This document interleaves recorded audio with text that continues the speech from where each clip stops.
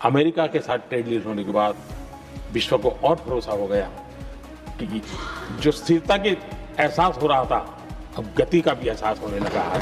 अब विश्व के लिए शुभ संकेत। अजीत डोवाल साहब जाते हैं अमेरिका और मार्को रूबियो से बात करते हैं और कहते हैं कि भारत झुकेगा नहीं। मैंने आपको बोला था please look closely. Trump Bharat से पंगा ले नहीं सकता, उसको भारत की जरूरत है। और मुझे मालूम है कि ये जो काम हमने कर लिए डोनाल्ड ट्रंप की, उस जो गेम दिखाई उन्होंने, हमने वो काम किया है जो हमने पिछले 30 साल में हम नहीं कर सके। हमने पिछले 6 महीने में वो सारे काम कर लिए। डोवाल साहब ने प्यार से अमेरिका को समझाई है।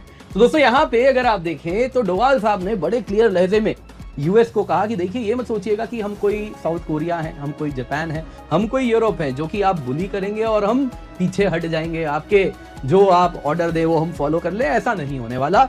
जहां तक बात है अमेरिकन प्रेसिडेंट की, हम वेट कर लेंगे, आपके पास समय ही कितना है, 3 साल बाद तो आपको जाना है। जो ब्लूमबर्ग का दावा है जो अब आया है, उस दावे में कहा गया है कि भारत की तरफ से डोवाल साहब अमेरिका गए थे, वहां जाकर के मार्को रूबियो से मुलाकात की थी और यह संदेश दिया था कि अगर आप ऐसे ही खींचते चले जाएंगे तो हम भी खींचते चले जाएंगे। हमारे पास अनुभव बड़े हैं, हमारे पास पुराने अनुभव हैं अमेरिकी प्रतिबंधों के, हमने लंबा समय जिया है अमेरिका के खिलाफ।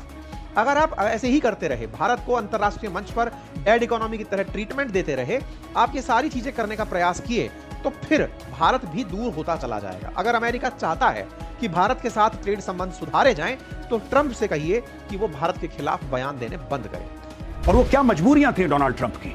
डोनाल्ड ट्रंप किस तरीके से पहले बड़े अग्रेसिव थे कि अपने ही फील्ड मार्शल को, अपने ही प्रधानमंत्री को इतना जलील क्यों कर रहे हैं। डोवाल साहब मार्को रूबियो को डोज देते हैं तो मार्को रूबियो फिर जाके डोनाल्ड ट्रंप को ब्रीफ करते हैं, this is a fraud, this is a lie. ऐसा हाँ, भारत इन्वेस्टमेंट करेगा अमेरिका में, नो डाउट। $500 अरब नेवर। आसिम मुनीर को कोसना, शहबाज शरीफ को कोसना, ये सब बेकार की बातें हैं।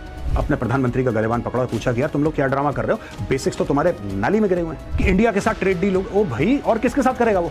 अमेरिका आपको कुछ बेच नहीं सकता क्योंकि आपके पास पैसे नहीं है खरीदने के लिए, और क्योंकि आप कुछ बनाते नहीं है अमेरिका आपसे कुछ खरीद नहीं सकता। आपके तो प्रधानमंत्री, आपके फील्ड मार्शल बड़ा सेलिब्रेट कर रहे थे हमारे साथ ट्रेड डील हो गया। बताओ क्या है उस ट्रेड डील में? हमारी ट्रेड डील ये है, मैं बता रहा हूं आदरणीय सभापति जी, इसका सबसे बड़ा लाभ हमारे देश के नौजवानों को होगा। और जब मैं नौजवान कहता हूं तो उसमें मध्यम वर्ग का भी नौजवान होता है, शहर का नौजवान भी होता है, गांव का नौजवान भी होता है, बेटा भी होती है, बेटी भी होती है। और इसलिए उसे टुकड़ों में न देखा जाए। मेरे देश के युवा के सामर्थ्य का हमें गौरव करना चाहिए और उनके लिए पूरा विश्व बाजार अब खुल चुका है। अब उनके लिए अवसर ही अवसर है। और मैं उनको कहता हूं, आइए दोस्तों, मैं आपके साथ कंधे से कंधा मिला करके खड़ा हूं, हिम्मत कीजिए, बढ़िए। देश आपके साथ खड़ा है और दुनिया आपका स्वागत करने के लिए इंतजार कर रही है। आदरणीय सभापति जी, ये संसद का उच्च सदन, ये एक प्रकार से राज्यों का प्रतिनिधित्व करता है। और जो चर्चा की बारीकियां मैंने देखी, मेरा मन कहता है कि थोड़ा स्तर इसका ऊपर होना चाहिए था, और वहां से तो ज्यादा होना चाहिए। वो तो कितने साल तक सरकारों में रहे हैं, वहां से जरा चर्चा का स्तर ऊंचा होना चाहिए था। लेकिन उन्होंने ये मौका भी गंवा दिया। देश उन पर कैसे भरोसा कर सकता है। दोस्तों, अगर अजीत डोवाल ने यह कड़क रुख अपनाया है तो इसका साफ मतलब है कि आज का भारत दबकर बात करने में यकीन नहीं रखता।